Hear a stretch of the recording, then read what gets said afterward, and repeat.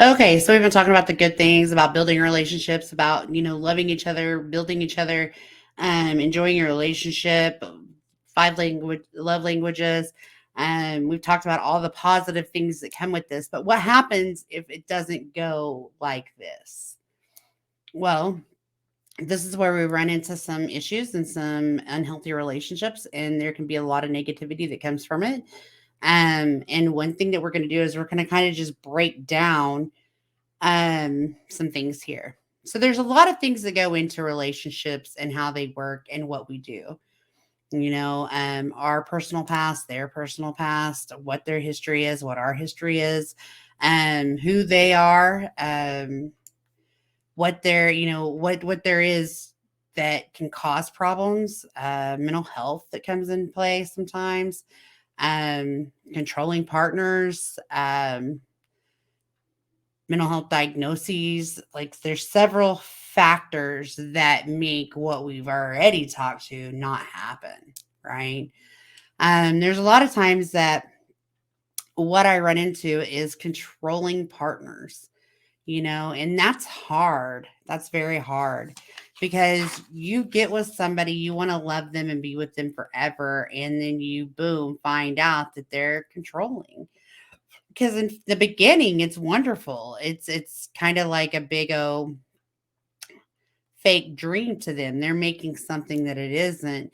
And then once we get to the comfortable stage, oftentimes, when we're engaging in that, blending our lives together, we start to learn things of the other person that makes it hard, and we're not able to recover.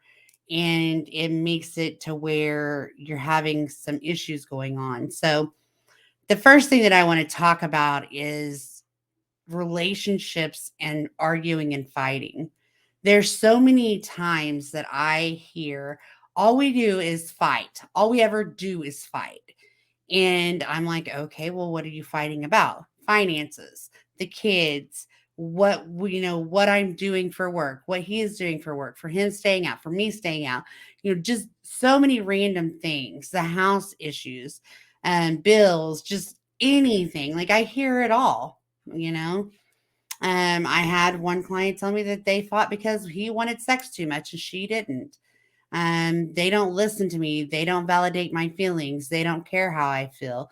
There's just so many things that causes that fighting in relationships. Okay. So what I want to do is just talk about the reality of it. Fighting looks different to everybody. Okay. I can honestly tell you, William and I haven't had a fight. We've had disagreements or we've had to talk about some things that we didn't agree upon, but we haven't actually had a fight. Which is great. I love that for us. And I don't think that I ever want to see a fight, right? But it's because we have the tools in front of us, right? We have um no issues, no concerns with any mental health or anything like that. And we're really good at working through each other's past. Okay. And so you're fighting and it just begins to become more and more and more and more and more and more and more. And eventually you lose who you are. You feel lost, you feel unwanted, uncared for, you don't feel valued, your opinion's not valued, they feel unwanted or unvalued, just there's many aspects that comes with fighting. There's a lot of times where it's one person that's a fighter or a yeller and one that's not. Sometimes both are yellers, sometimes one not, just whatever. But what do we do to kind of break that cycle? What do we do to stop or reduce that fighting? What do we do to make it better? How can we make it better? So here's a few things, okay? I'm just going to go over a few things, give you a brief synopsis on all of them, and go from there. The first thing that I'm going to ask you to do is seek help. We have many, many, many, many therapists out there in the world that can do couples counseling and that are certified to give you the tools that you need in your daily lives to reduce that fighting, to reduce the arguing and bickering and, make things a little easier. But with that, You have to go back to the basics. You have to have communications. You have to be able to share how you feel. You have to be able to be open about how you're feeling or what's going on. You have to be able to listen because it's not only you in a relationship, it's a person, another person too. And so not only can you share your feelings, you have to be able to listen to others' feelings because that is part of the problem in today's society is we don't talk about the true hard stuff. And with that being said, it becomes a breakdown. It becomes hard and it becomes, to where it's very much a fuel for more arguing because we don't know how to properly communicate. But that's why the first rule of this was seek help. Um, you have to learn to be understanding too. Okay. You might not understand that you are a yeller, a loud person, a screamer. The other person is not. So to them, you are triggering something by chance that is not good, right? And if they tell you when you do this, this makes me feel, you have to be understanding. Though it doesn't seem like it's much to you, it is very much something to them. And it's both ways. I don't know really if I've ever been a yeller. I've been the one that shuts down easily. So I don't know on that. But I'm sure that I've been with yellers. I have. And it's terrifying to me. Like, very terrifying to me because all it does is puts me in a place of fear. And then what happens is I shut down, which then creates more fighting, like because I'm shutting down and I'm not listening at this point, the other person gets mad and it just escalates from there. And it's so hard. So you really have to want to understand what's going on. Okay. You have to be able to be respectful of the other person. Okay. I'm not saying it's appropriate to yell, scream, fight. I'm not saying that. But there are times that people don't have the tools to properly share and go through and process feelings and emotions and what they want and they need. So it turns into a fight. Okay. Not all fights are bad. Not all fights turn ugly, but we don't want it to turn to something more. I don't know how many domestic violence calls come from fighting, and I don't know how many times I was ordered to, well, not I was ordered, I seen clients that were ordered to come to anger management because of a domestic violence call. And that stemmed from fighting, yelling, arguing, putting your hands on somebody. That's where it stemmed from. It stemmed from a place of negativity. So whoever I get in class and we're talking about it, and it's, I don't have a problem. I didn't do it. I didn't do it. They. Stop blaming. Admit you had a problem or have a problem, and you speak to your couples counselor, your marital therapist. You speak upon that and be truthful in that dynamic so that you guys can truly process with somebody that's like a mediator and have some success come from this. Okay. Now, I have done marital therapy, couples counseling, whatever, with one of my clients bringing in their spouse. I don't suggest that really because it's very hard for most therapists to stay um, unbiased. Now, I'm not saying that there's not. I stayed unbiased. I feel like there's two people in a relationship. There's two people doing, possibly wrong or good or whatever. I feel like there's not a reason to blame. But the reason that you have this person is because they help you find and adapt tools that will help you work with your person, work with your spouse, work with your partner. They teach you the fundamentals of reducing that fighting, reducing arguing in a relationship. They give you the tools that you need to hear and to help, right? And I'm not saying that you're going to go to your therapy session the first time and be like, spill the beans and tell them everything that's happened in your life. But you need to be as honest as possible because you want to change a behavior. If you want to change something that's happening, you have to invest yourself in it. And so if you do not invest yourself to wanting that help, you're only wasting the time. If it's one-sided, one person in the relationship wants it, one person doesn't, of course you don't need to go to couples counseling at that point because it will not work at the moment. But you can surely enroll yourself into therapy. And a lot of times what I've seen is that the other person with time will then be willing because they're seeing a change in the person. And so with that, I say fighting is very detrimental. It's very hard. There's multiple reasons why people are fighting. And there's also ways to reduce that, ways to improve that situation. And if you are willing, there are many resources out there for you. You know, there's groups for men, there's groups for women, there's groups for couples, not even therapy, but groups to where you're getting educational support from other couples that are like you know. And if there's a way that you can improve your relationship, why not? Um, the tools to life are being able to be who you are, say what you need to say, do what you need to do, but also be respectful of others. I think that, some people would hear that and be like, oh, she just wants me to lay down and just let him run over me. Not at all. If you and I have a disagreement about, I don't know, political or religious beliefs, I'm going to share my feelings with you. You may not like it, and I can kindly say, okay, thank you for sharing how you feel.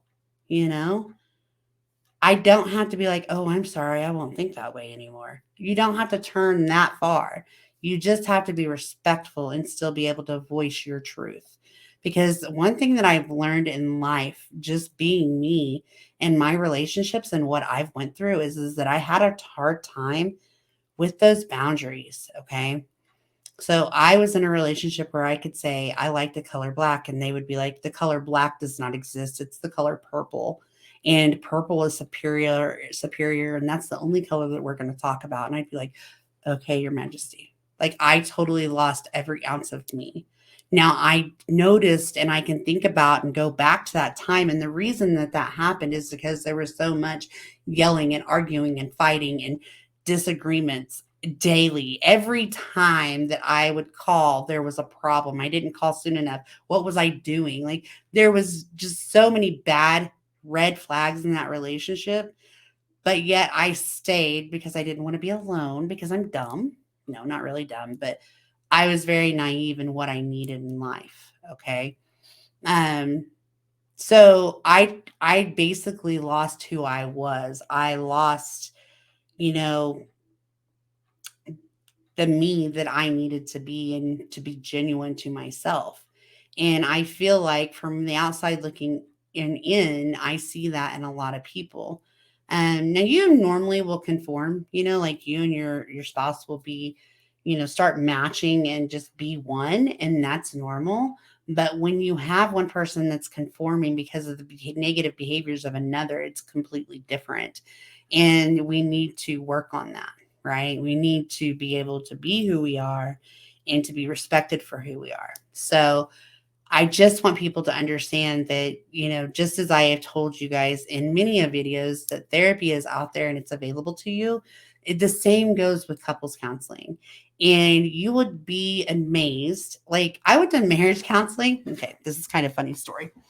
The first time my ex-husband, the only reason we broke up is because he cheated on me.